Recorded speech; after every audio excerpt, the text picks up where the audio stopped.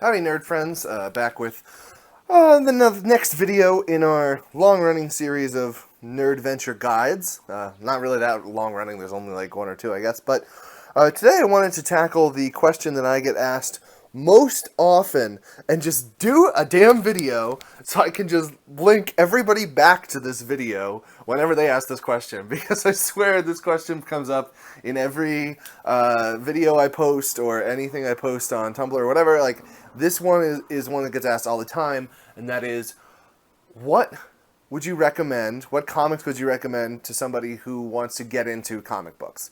Or what are your sort of essential reading for like a base understanding of comic books? Or, I've never read comics, but I like this, what would you recommend? So this is going to be from my perspective, from the Nerd Ventures perspective only, what comic books I would recommend to somebody who has not read a lot of comic books before, for somebody who's trying to get into the medium and to see, what it's all about.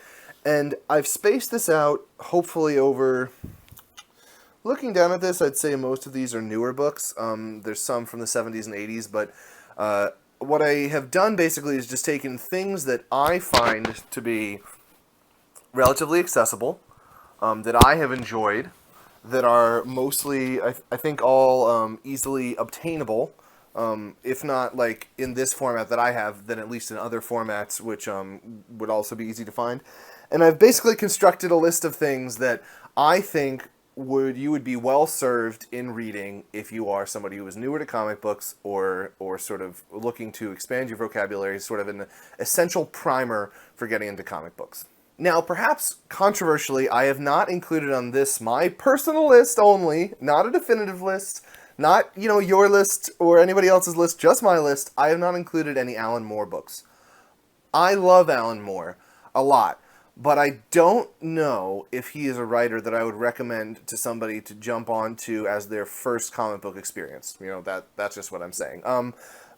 That's all I mean when I, don't have books from him in this. I think if you are somebody, Watchmen is definitely a very ubiquitous recommendation and a book that haunts sort of all types of comics. After its release, almost everybody talks about it. But to me personally, I just don't know if it's a good starting place for somebody who is not super familiar with the medium. For somebody who just wants to kind of jump into comic books, have some fun reads, get some quality stories under their belt and sort of see what they like, I don't know if Watchmen serves that purpose. I feel like it can be that, and Watchmen was probably my first serious graphic novel, and I liked it a lot, and I think a lot of people like it a lot. It's one of the graphic novels, well, I use that term loosely in this instance, but it's one of the comic books that gets most frequently recommended sort of as like the pinnacle of comic book work. I think it's in Time's 100 novels from the last 100 years or something like that. I remember it being listed in that. So, in that sense, I think it is for somebody maybe who's more coming at it from more of a literary bent, and wants to read something like that. But I feel personally that you would be better served maybe reading Watchmen after getting a sort of a grasp of comic books with some of these other things that I am going to show you. So hopefully I can explain why I picked each one of these and what sort of person I think would be a good choice for reading each one of them. So without further ado, let's dive into this stack of books next to me, and I will show you what I have to say about them. And I'd love to see here in the comments below what your list of essential comic books would be, or beginner's guide comic books, something that you feel like really shows off comic books to somebody who's not that familiar with it. All right, my first one would be the comic for the young adult fan, for somebody who is either a young adult themselves, or B, is into young adult literature, and wants to come at comic books from a less kind of like super serious perspective, but is into YA stuff and wants to get into comic books, and that would be the Books of Magic from Neil Gaiman and a variety of different illustrators. This was a 4-issue series. I think they were oversized issues. They're like double-length series. This is the deluxe edition that I have right here. There are non-deluxe editions, trade paperbacks, or what have you of this. And this, I think, is a really good story for people who want to get into comics, like I said, with more of a young adult bent. As you can see on the cover, the character almost has like a Harry Potter look, and people have mentioned that before, that maybe Harry Potter is based on this artist or this character in some way. The thing about this book that I would say might be a little difficult is the art changes from issue to issue. You know, obviously depending on who's drawing it. There's some stuff from Charles Vess in here, as well as John Bolton, Scott Hampton, and Paul Johnson. So depending on if you are looking for like one creator, you know, one artist, one writer for the entire thing, it might not be for you. But I think it does do a good job of kind of exploring a lot of the possibilities of comic books, like really showing the way that comic books can travel between all these different worlds and stories, and it kind of stands by itself, and it doesn't need a lot of continuity or backstory or anything like that. It's just sort of a boy and his introduction through a few different characters from the DC universe, his introduction to magic and the worlds and of magic that are sort of that he is going to be inhabiting as he grows up and becomes a magic user. I would highly recommend it, as I said, mostly to young adult audiences. It's a really beautiful book. Neil Gaiman's prose is really nice, as it is in most of the things he writes, and there's a likelihood that if you are somebody who is just a book reader, just a reader of prose, that you have run into him before. So this might be a good way to jump from prose to comic book writing, because it is a little more word heavy than anything else, as Neil Gaiman stuff tends to be. So Books of Magic, Neil Gaiman and Company. If you are coming at it from a young adult Harry Potter loving sort of perspective, that might be a good way to jump into comic books. Okay, my next pick is for the Batman fan. There's a lot of Batman stories out there, obviously, but if you are somebody who really likes the Batman movies, or you know the character or something from maybe the animated TV show or whatever it is, and you want to get into Batman as a comic book character and into the comic book medium, my personal choice, this is just my personal choice, would be Batman Year One from Frank Miller and David Mazzucchelli. I think this is a really awesome story. It is from right around the time, slightly after Frank Miller did The Dark Knight Returns. He wrote this book, and then David Mazzucchelli did the art on it, and it's really, really lovely.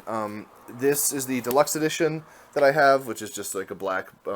it's not a very interesting book on the outside, but has the deluxe edition. There are also trade paperback volumes available that are not deluxe or are cheaper, easier to get into. The reason I would pick this over maybe Year One is I think it's more traditionally structured in terms of comic book layout, and David Mazzucchelli's art is really, really easy to follow, and it makes you maybe a more comfortable transition into reading comic books than Frank Miller stuff. Especially Dark Knight Returns is paneled out in these like 16 panel grids on each page, and it's pretty intense, the amount of information that he's putting out there. That might be a book that I would say you could definitely jump into and read and enjoy, but you might be better served, as with Watchmen, getting your head around comics as a medium a little bit more before you jump into Dark Knight Returns. So for me personally, this would be the Batman pick. It basically focuses on, it's actually more of a Commissioner Gordon story than a Batman story, but it basically focuses on Batman, Bruce Wayne, his first year as sort of putting on the cape and the cowl and being Batman, while Commissioner Gordon is also having his first year as a cop in Gotham City and sort of figuring out what Gotham and the corruption and all that is all about. So, really, really awesome book. Love it, love it, love it. Mid-1980s Batman comic. And if you are a Batman fan, then I think this would be a good place to start reading comics. And if you are a Batman fan who has read a bunch of the more modern stuff, like the Jim Lee Batman stuff, Hush, and Scott Snyder's run, it's always good to go back and check this stuff out, because I think, for me personally, one of the most essential Batman stories, and really grounds the character of Bruce Wayne and Jim Gordon in more of a like realistic kind of reality of Gotham than maybe some of the other newer stuff. So, Dark Knight, not Dark Knight, Batman, Year One, Frank Miller, David Mazzucchelli, check it out. Alright, this next pick is for somebody who likes television series. That's kind of a weird thing to say, but I think that this is a really, really lovely book, and this would be my recommendation to a lot of people for jumping on and checking out, and that is Why the Last Man. This particular book that I have is the absolute version of Why the Last Man, which there's only been one volume released of, I think, 3 that eventually will finish the series. There are also trade paperbacks available, which are less expensive, as well as deluxe editions, which are hardcover, but not quite the huge mammoth honking slipcase one. But Why the Last Man is an excellent series from Brian K. Vaughan, who is a really good writer, in my opinion, and it has art mostly from Pia Guerra. And the thing about this series is that it does, to me, read like a television series, like a television show. It doesn't have... It's not so much an art-based comic, which is not to say that the art is bad. I really like Pia Guerra's art a lot, but it is mostly a sort of an illustrated rendering of real life, if that makes sense. Like, it doesn't try to be hyper realistic. Like, it's not trying to show everybody to be the most hyper realistic characters in the world.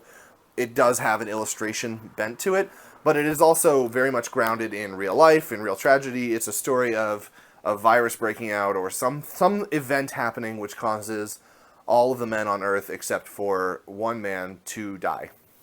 And so it is the story of this one man left on Earth and the things that he goes through, basically. One thing that's nice about this is that it is a finished story. It has a beginning, a middle, and an end, and it all feels very contained.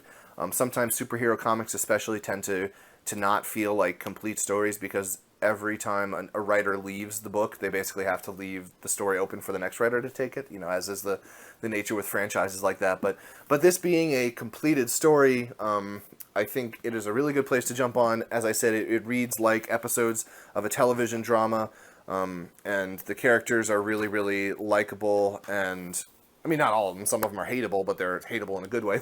But the characters that are likable are really good. And it is just an excellent story, much more about the character development than it is about the art, as I said. So for me personally, that sort of speaks to being more of an introductory comic. So definitely something for people who want to get into it and who are really into television series, because Brian K. Vaughan just knocks it out the park and makes all of these characters, like the pacing and everything, just really feels exceptional. So Why the Last Man, number of different formats you can get it in. I'd highly recommend checking it out. Up next, we have one for the fan of anime or manga. I guess more for like the fan of anime if you've been into anime for your life or some amount of time in your life and you want to check out comic books. One I would highly recommend is Akira. This particular version that I have right here is hard to find. I wouldn't recommend finding it. This is the colored version from Graffiti Designs. But there are a lot of different ways to own this book. There are the colored versions. If you are so inclined, you can either pick those up as individual issues or these hardcovers, but they're out of print. In my opinion, the easiest way, the most cost-effective way would be Dark Horse Comics has a black and white publication of it, which is broken up into 6 volumes. They're sort of like phone book size. They're pretty big, but Akira, to me, is one of just the most amazingly constructed science fiction, manga, Japanese influenced books of all time. It is done by Katsuhiro Otomo, or Otomo. I'm not sure exactly how you pronounce the name, but I would say Otomo. And it is the story of, if you've ever seen the anime, there's a movie from the late 80s. It's the story of a sort of these group of boys, this gang of high schoolers in Tokyo, in Neo-Tokyo, I guess, sort of derelict rundown city, and they come into contact with these psychic powered beings, and then it all spirals out of control from there, and basically becomes this giant epic story of their sort of lives and how they have to deal with this contact, and the army and the scientists and the religious people all around it. It's really, really excellent. I think it is an easily approachable book for somebody who has been into anime or manga before, or even if you've never, if you've never read comics and you've just liked watching some anime that you've seen, I think this would be a good place to jump in for you. It has, like I said, 6 volumes, black and white, so depending on how you like to read comics, if black and white is a deal breaker for you, you might want to skip this one. But for me, it's Katsuhiro Otomo's art is just amazing. He always is really, really strong character and vehicle and sort of technology designs. His stuff always has a really good vibe and flow to it. So Akira from I guess the book was originally published in the 80s. Dark Horse Comics, and like I said, would be the easiest way to pick it up. If you've ever been into manga and want to get into comic books now, I think this is the way to do it. Here's one that I just did a video on not too long ago, or maybe a couple months ago, and that is Fear Agent from Rick Remender. And a number of artists, mostly Tony Moore and Jerome Opeña, are the two that do most of the work on this, sort of trading off arcs. I had never read this before. I read the book for review on this channel, basically. The version I have here is the library version, and there are two of these. There's 2 volumes of the hardcover library version. Honestly, I would say just go ahead and go for the library version, because you can probably pick them up for $25 each. So you spend about $50 on these two large, oversized, nice books. And that is a really nice way to read it, in my opinion. There are also softcover trade paperbacks if you want to invest less. I think those are under $10 a pop, and there's probably about like 6 of those. So, you know, those roughly, I would say you'd end up spending the same amount of time. But this to me is for somebody who just likes unhinged action and science fiction sort of epic saganess. And if you're into time travel and you know, going back and fixing your mistakes and all that stuff, I think this is a really cool book. It basically follows one man as he goes through the galaxy and tries to sort of resolve all of these different problems that he and his other friends have created. I really like it a lot. It has just some of the coolest action scenes, and you know, you could basically describe it as like a redneck alcoholic alien exterminator going through space. And so it's an easy pitch, I think, to a lot of people, and that's part of the reason I would recommend it. And I think it's not too you know, crazy in any of the way that it really like constructs itself. It definitely gets confusing with all of the different time travel and all that stuff, and sort of the different characters and their reappearances, but still, I mean, I think time travel is probably a trope that most people are into, regardless of whether you like comics or not. So, Fear Agent from Rick Remender, I really think is a good introductory book. Dark Horse, like I said, has either a few hardcovers or some softcovers. Would recommend it to people who are just fans of science fiction action, because I think this is one of the better comics from the last sort of 10, 15 years, and it is pretty easy to get into. Okie dokie, this next pick is for, I'm not really sure who this is for, but I think it is something that I should include because I mostly have more modern books. This is for somebody who wants to go back to like the late 70s, sort of 70s, 80s, and see how superhero comics were changed from kind of the kitschy, is that the right word? Sort of cliched 60s writing, which I personally love. That is one of my favorite time periods is the Silver Age 60s stuff, but for somebody who wants to get in on the ground floor of modernizing comics in the late 70s, I'd recommend the Daredevil Omnibus from Frank Miller and Klaus Janson. This is also available in, I think, 3 trade paperbacks, which are like the Daredevil collections from Miller and Janson, which have a very similar color scheme to this. Or you can get this omnibus, which is a $125 price point for the most recent printing, so you can find it for probably about mid-60s or so online.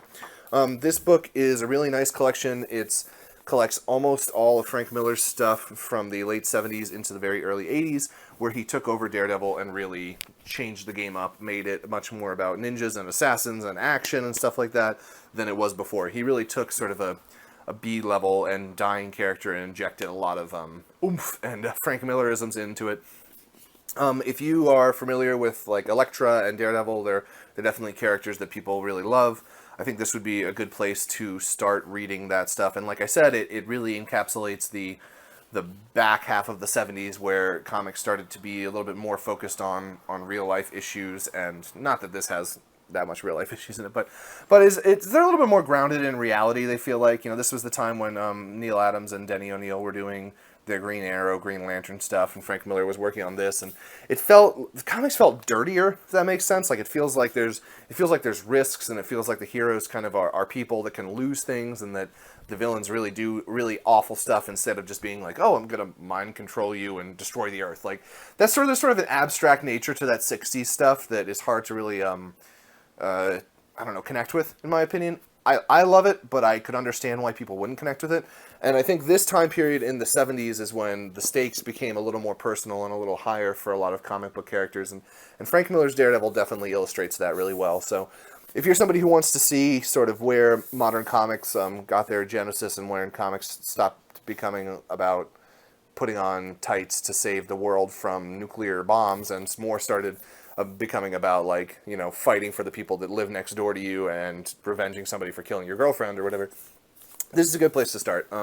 You know, Frank Miller at the peak of his game, and he writes some of it. He pencils almost half of it, I think. So it's sort of a mixture of a couple different artists, pencilers, and writers, but really solid stuff. Especially, like I said, if you are into late 70s and 80s, figuring out what was going on in comics around that point. Here's one that is for, I guess, I don't know what the term would be, indie people. I mean, that's sort of generically weird, but for people who like slice of life and a little bit more personal and indie stories, I would recommend Ghost World. Ghost World, it was also a movie, but the movie is based sort of on this short graphic novel. This graphic novel is taken from 8 Ball. This is by Daniel Close, a really, really awesome artist and writer who, like I said, deals a lot more in slice of life and kind of the mundane, you know, existence of all these people and how they figure out what their lives mean. It has a lot of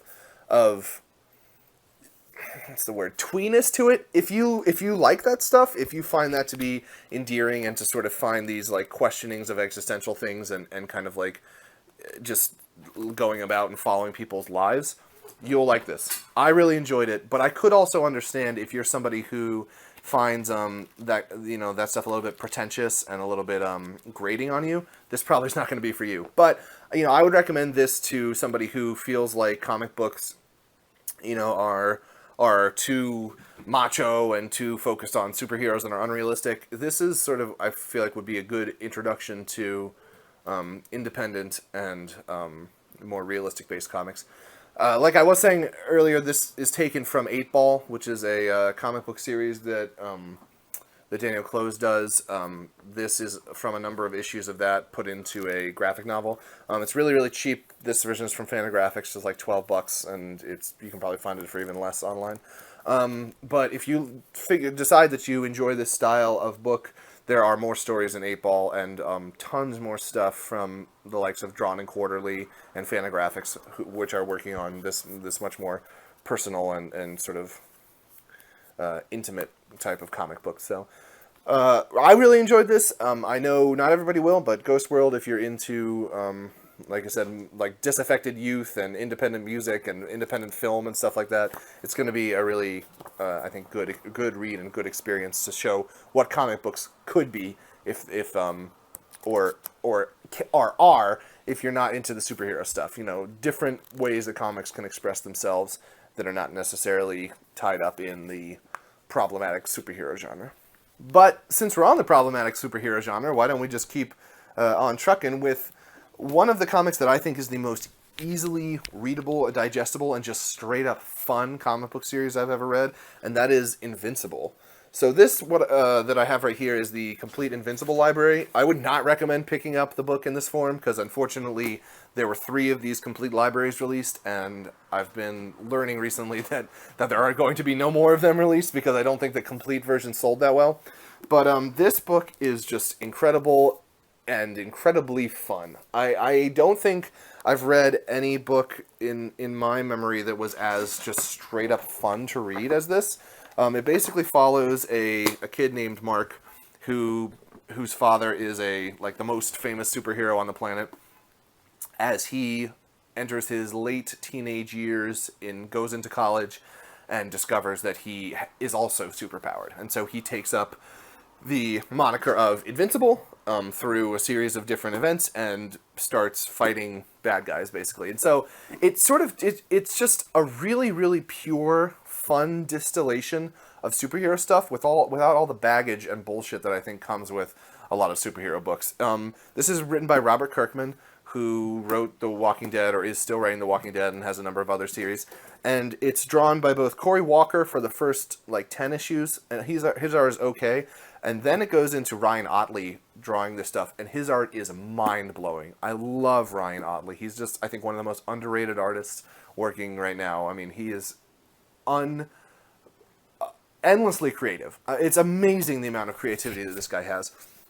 So if you like superhero stuff, or sort of feel like you would, but it's a little bit off-putting to get into the kind of the continuity of reading 600 pages of Batman or all these different stories. This just starts with number 1. You don't need to know any backstory. There's no, crap that bogs the whole thing down, and it's just flippin' fun. This is just such a fun ride. I would highly recommend it to anybody who's looking to get into superhero comics, but like I said, feels intimidated or feels like they're not for me, maybe. This, I think, will be for you just because it's so fun. I just love, like, even just talking about it makes me want to go read it. The journey of Mark as he gets older, figures out who he is, figures out who his father really is, and how all of his, the Earth fits into this larger piece of intergalactic powered people and stuff. Really, really good. Highly recommended. Invincible from Image Comics. There are deluxe hardcovers. That would be a really good way to pick it up, but there's also individual trade paperbacks. But I think there's probably like 10 deluxe hardcovers out right now. So the series has been going on for a while. I think it's in issue like 130-ish, around there. So there definitely are a lot of issues of this, but you could pick it up at number 1 and just, I think, clock it, like totally just blow through it because it's so much fun. This next one is actually 2 comic books, but I'm going to include them because I feel like they sort of pair well together. And that is the Matt Fraction run on Hawkeye and Immortal Iron Fist from Marvel Comics. This was done with Ed Brubaker as well. So this is Matt Fraction and Ed Brubaker. This is just Matt Fraction on writing. And both of these primarily have David Aja. I'm going to say it. David Aja as the artist on them. They are both really, really fun. They're written tonally, I would say, very similarly. And I would recommend highly picking both of them up. Iron Fist is about Danny Rand, an American guy, sort of like a kung fu Batman without all the darkness, if that makes sense. Like he's definitely a messed up guy, and he has sort of moments of trauma in his life for sure, but it doesn't have the kind of like the weight that the Batman, the darkness, and of all that the Batman has all the time. Instead, it's sort of like a really fun kung fu trip into there's martial arts tournaments, and it's just really good. I don't want to give too much of it away, but I highly recommend this. There's 2 complete collections. The first one collects this entire omnibus. This omnibus is out of print and is pretty tough to find. But there's a complete collection which collects this, and then a complete collection number 2 which finishes up this series that Matt Fraction and Ed Brubaker started. And then, stylistically on a similar page, to me at least, is Hawkeye, which is Matt Fraction and David Aja as well as Javier Pulido and Annie Wu do a couple issues in here. And I think this is a really fun continuation. It has a similar vibe that's like a street-level hero, which has kind of like a Hawkeye protecting his like apartment building and his friends in New York, and sort of like just trying to do right by people. Like both of these have like this very blue collar kind of bent to them. Like these guys that are just trying to do the right thing, and all these things keep getting in their way. I think both of these books are equal parts funny, like sort of comedy and action. So if you're somebody who likes sort of, I guess, I hesitate to call it hipster, but I feel like both of these could be considered like hipster-ish. That is sort of like this ironicness and irreverentness to the writing and to the situations that appear in these. And then there's also just amazing art and construction of sort of story that goes into them as well. So as a pair, I would recommend these. As I said, there's different versions, hardcovers and softcovers of both of these. They're relatively easy to obtain. And I think for sort of a modern superhero book, post-2000s, superhero book, these are, as fun and just entertaining as it gets. So highly recommended from Matt Fraction and Brubaker, the Hawkeye and Iron Fist runs. And then finally, this is one of my personal all-time favorite comic book series. I'm going to do a review on this at some point, and that would be Absolute Planetary. Absolute Planetary is an awesome book. Okay, when I say absolute, I mean just Planetary. There are also absolutes you can get. If you were to pick this up, the way I would recommend reading it is probably in the Planetary Omnibus from DC. I believe that's about $40 to $50, depending on where you get it from online. But it can be had for not too much money. There's also a number of trade paperbacks if you prefer not going in $50 into a series and just reading maybe a couple issues in softcover and deciding if you like it or not. But I've talked about this before on podcasts and stuff. It's basically like if the Fantastic Four came back with powers, but they decided that instead of just being altruistic and helping the world, instead they were going to sort of like hoard everything and run the world from sort of the sidelines, be like this Illuminati-esque cult. And it's about a group of people who decide that that is unacceptable and we have to keep, the world... basically their slogan is keep the world weird. It's kind of like find all these things and these powers and these things and unveil them to the masses, I guess. So it follows this group of people, the Planetary Field team, as they go out, and these characters are really awesome. I love them. It's written by Warren Ellis and drawn by John Cassaday, and it just is a mixture of really like deconstructive superhero writing. Like it really deconstructs what it means to be a hero and sort of introduces all these other concepts. And then it also has just like a feeling of kind of, I don't want to say X-Files, but individual stories that all add up to other things, and they're always sort of like investigating the paranormal or the unknown, so that's why the X-Files comes up.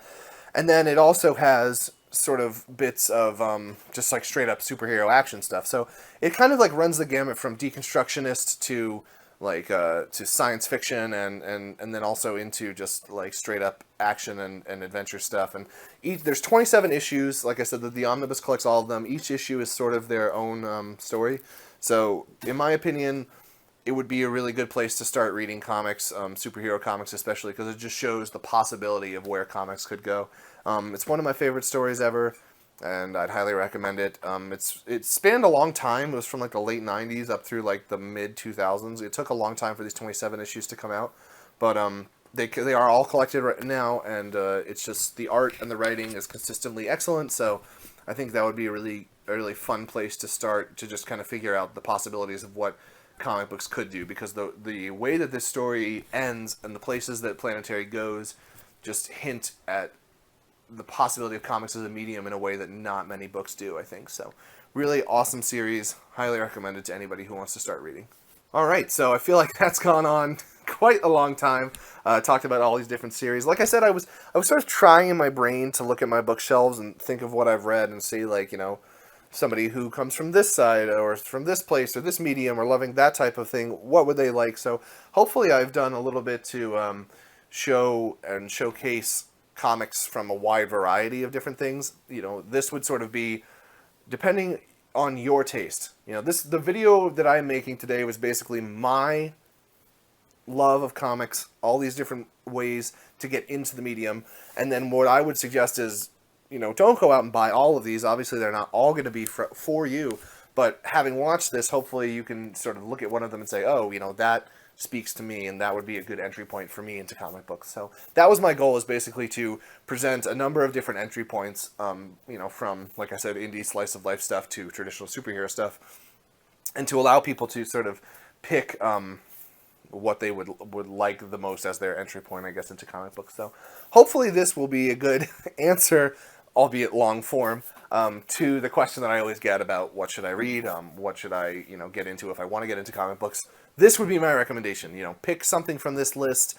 This is the Nerd Ventures approved comic book list.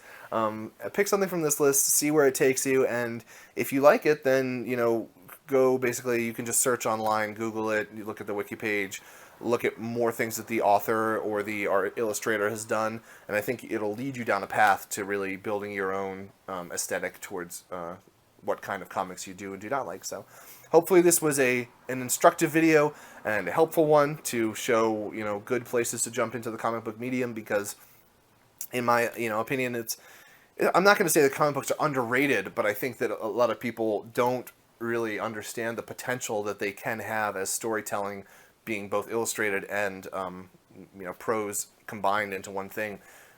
It's just infinitely entertaining to me. I don't know. I'm not sure if that makes me, I think there's a lot of people that read books, prose novels only, and then when somebody, suggests comic books to them, they're like, ew, picture books, that's so childish. And I sort of get that visceral reaction, but I think the possibility that you have when a really great illustrator and a really great writer come together, to me, it just is the kind of thing that I like to consume and like to read, and I feel like it really outdoes the sum of its parts or it's more than the sum of its part. It's more than just pictures and words. It becomes this whole like graphic storytelling medium that I just love consuming. I just love these things. So hopefully you love them as much as I do, and if you want to love them as much as I do but haven't gotten into them, this should be a good slew of books for you to check out and figure out where your comic book interest lies.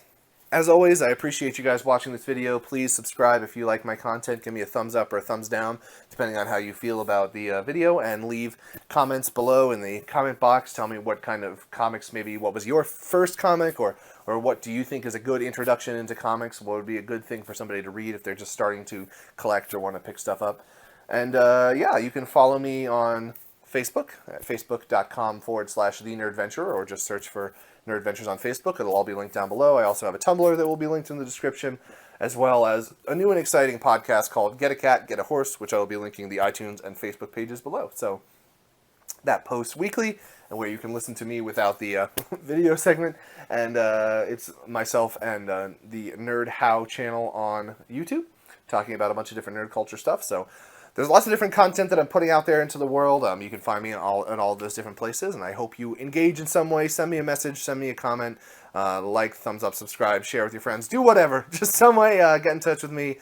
Let me know that you're enjoying the stuff and what kind of things you would like to see next from me. So thank you guys so much for watching. I hope this was a helpful guide, and I will see you on the morrow. Well, I guess depending on when you watch the video. I mean, maybe you'll watch one of my videos tomorrow, in which case I'll see you on the morrow. Maybe you'll watch one of my videos in a month, in which case I'll see you in 2 fortnights, in fact. So either way, I'll peep you guys later. Thank you so much for supporting the content. I really appreciate it, and I'll see you next time.